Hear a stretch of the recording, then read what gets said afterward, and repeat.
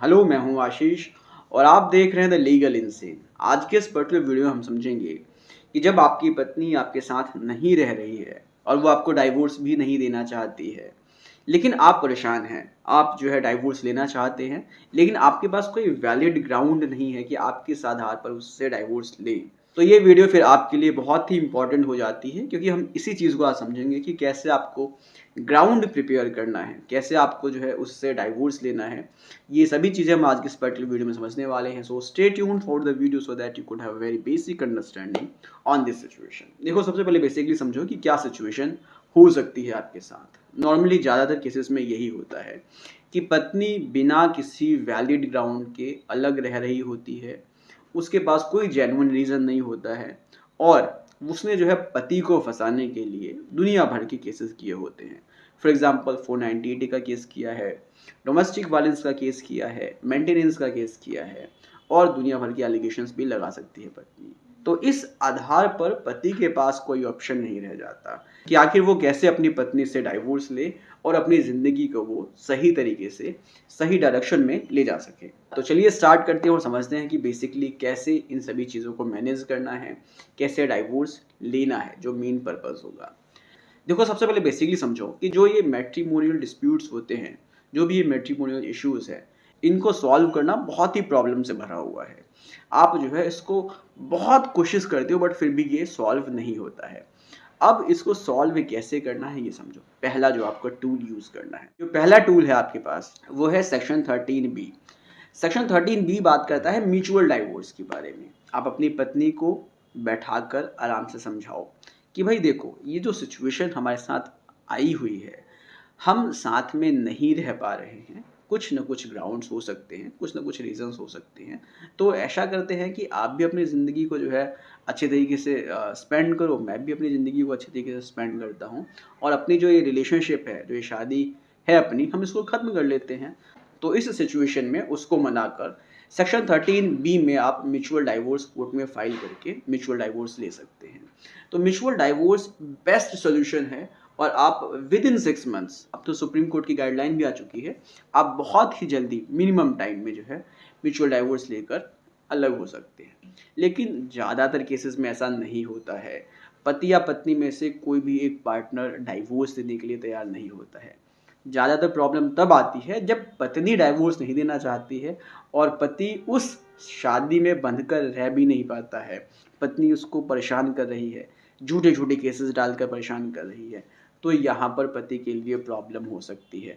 आखिर वो अब डाइवोर्स कैसे ले, और बिना डाइवोर्स लिए वो जो है चैन की ज़िंदगी नहीं काट सकता है। तो इस सिचुएशन में उसके पास ऑप्शन रहता है कि सेक्शन 13 में डाइवोर्स फाइल करने का। यहाँ पर सेक्शन 13 हिंदू मैरिज एक्ट में उसके पास बहुत सारे ग्राउंड्स हैं जिनके बेसिस पर वो डाइवोर्स फाइल कर सकता है।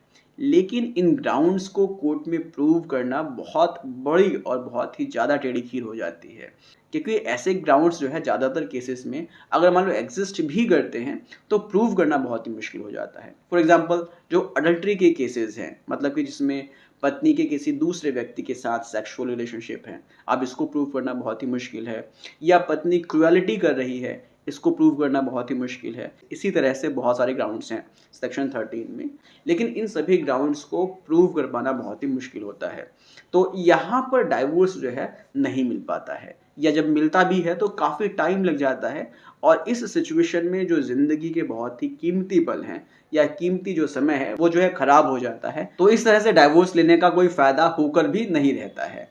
तो अब यहाँ पर बेसिकली आपको कैसे ग्राउंड प्रिपेयर करना है ताकि वो विजिबली कोर्ट को दिखाई भी दे और उसको प्रूव करना भी बहुत ही ईजी हो। तो अब ये आप कैसे कर सकते हैं उसके बारे में बात करते हैं।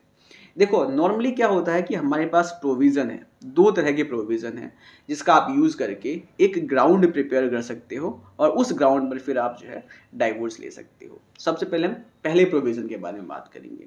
पहला प्रोविज़न है रेस्टिट्यूशन ऑफ कॉन्जुगल राइट्स का। Section 9 of Hindu marriage act बात करता है रेस्टिट्यूशन ऑफ कॉन्जुगल राइट्स का। अगर मान लेते हैं कि आपकी पत्नी आपसे अलग रह रही है, वो आपके साथ नहीं आना चाहती है, अब इसके पीछे कोई उसके पास वैलिड ग्राउंड भी नहीं है कि वो क्यों अलग है, कोई रीज़न नहीं है उसके पास, फिर भी वो अलग रह रही है। तो यहाँ पर आप जो है सेक्शन 9 में हिंदू मैरिज एक्ट के सेक्शन 9 में रेस्टिट्यूशन ऑफ कॉन्जुगल राइट्स के प्रोविजन को यूज कर सकते हैं। आप अपनी पत्नी के खिलाफ सेक्शन 9 में रेस्टिट्यूशन ऑफ कॉन्जुगल राइट का एक केस फाइल कर सकते हैं। अब रेस्टिट्यूशन ऑफ कॉन्जुगल राइट्स होता क्या है, बेसिकली समझो। रेस्टिट्यूशन ऑफ कॉन्जुगल राइट्स होता है कि आप जो है उससे अपने दाम्पत्य अधिकार मांगते हैं कोर्ट से। ये दाम्पत्य अधिकार क्या है? दाम्पत्य अधिकार यही है कि आपकी पत्नी आपके साथ आकर रहे, आपके साथ सेक्सुअल रिलेशनशिप स्टैब्लिश करे, मतलब कि एक तरह से पति पत्नी की तरह आप दोनों साथ में रहें। लेकिन पत्नी तो नहीं रह रही है, तो इसीलिए आप सेक्शन 9 में कोर्ट में गए हैं, आपने केस फाइल किया है। तो यहाँ पर जो है कोर्ट सेक्शन 9 में जब आपकी पत्नी आपसे अलग रह रही है बिना किसी रीजन से, बिना किसी ग्राउंड के, तो कोर्ट जो है आपके फेवर में सेक्शन 9 में रेस्टिट्यूशन ऑफ कॉन्जुगल राइट का जजमेंट पास करती है और आपकी पत्नी को ऑर्डर करती है कि वो आपके साथ आकर रहे। तो यहाँ पर बेसिकली क्या होता है ज़्यादातर केसेस में कि जब कोर्ट जजमेंट पास कर देती है, ऑर्डर पास कर देती है, तो उसके बाद भी, जजमेंट के बाद भी, ऑर्डर के बाद भी पत्नी जो है आकर साथ में नहीं रहती है। और अगर पत्नी साथ में आकर नहीं रह रही है तो जजमेंट जिस दिन पास हुआ था, जिस दिन कोर्ट ने ऑर्डर किया हुआ था, उसके 1 साल बीतने के बाद भी अगर पत्नी जो है साथ में रहने के लिए नहीं आई है, तो फिर आपके पास एक वैलिड ग्राउंड हो जाता है कोर्ट में जाकर डाइवोर्स का केस फाइल करने का।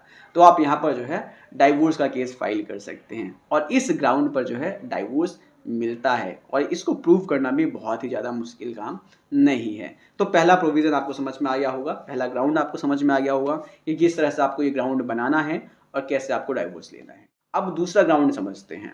दूसरा ग्राउंड मिलता है हमको दूसरे प्रोविज़न में, section 10 of Hindu marriage act 1955। अब ये दूसरा प्रोविज़न क्या है? सेक्शन 10 क्या कहता है? सेक्शन 10 कहता है कि अगर पति पत्नी साथ में नहीं रहना चाहते हैं, फॉर एग्जाम्पल, तो वो कोर्ट सबसे पहले अप्रोच कर सकते हैं सेपरेशन के लिए। मतलब यहाँ पर डाइवोर्स नहीं होगा, कोर्ट सिर्फ उनको ऑर्डर पास करेगी कि भाई आप लोग जो है कुछ समय के लिए अलग रहो। अभी आप जो है पति पत्नी की जो आपकी रिस्पॉन्सिबिलिटीज़ है आप उनको फुलफिल करने के लिए बाध्य नहीं है, आप अलग रह सकते हैं। तो यहाँ पर जब आप पति पत्नी जुडिशियल सेपरेशन के लिए पिटीशन फाइल करते हैं तो कोर्ट इसको ग्रांट करती है और फिर इस डिक्री के ग्रांट होने के बाद अगर आप दोनों ही 1 साल तक पति पत्नी की तरह नहीं रहे, मतलब कि आप लोग अलग ही रहे, तो फिर आपके पास वैलिड ग्राउंड आ जाता है डाइवोर्स लेने का। तो इसके बाद भी जो है आप 1 साल के बाद डाइवोर्स के लिए अप्लाई कर सकते हैं और डाइवोर्स ले सकते हैं। तो इस तरह से यहाँ पर 2 ग्राउंड्स हैं जो आप अपने आप बना सकते हैं और इसके आधार पर आप कोर्ट से डाइवोर्स मांग सकते हैं। इसको प्रूव करना भी बहुत ही ज़्यादा आसान होता है। इस तरीके से आप जो है डाइवोर्स क्लेम कर सकते हैं अपने पार्टनर से, अपनी पत्नी से, और डाइवोर्स ले भी सकते हैं। सो आई होप आपको बेसिकली अब क्लियर हो गया होगा कि किस तरह से आपको डाइवोर्स लेना है। सबसे पहले आपको म्यूचुअल डाइवोर्स के लिए अप्लाई करना है। अगर आपका पार्टनर अग्री है तो आपको डाइवोर्स मिल जाता है। अगर पार्टनर अग्री नहीं है बट वो बिना किसी वैलिड रीज़न की वजह से अलग रह रहा है, तो आप जो है सेक्शन 9 में पहले आप रेस्टिट्यूशन ऑफ कॉन्जुगल राइट का केस फाइल कर सकते हैं। उसके 1 साल के बाद आप फिर जो है डाइवोर्स के लिए अप्लाई कर सकते हैं, या आप जो है सेक्शन 10 का यूज़ करके जुडिशियल सेपरेशन के लिए केस फाइल कर सकते हैं और फिर उसके बाद जो है डाइवोर्स के लिए अप्लाई कर सकते हैं। सो इस तरह से आप बेसिकली बिना टाइम वेस्ट किए हुए जुडिशियल सेपरेशन के माध्यम से या फिर रेस्टिट्यूशन ऑफ कॉन्जुगल राइट के माध्यम से डाइवोर्स के लिए अप्लाई कर सकते हैं। आई होप आपको वीडियो इन्फॉर्मेटिव लगी होगी। मिलते हैं नेक्स्ट वीडियो में। Take care, bye bye.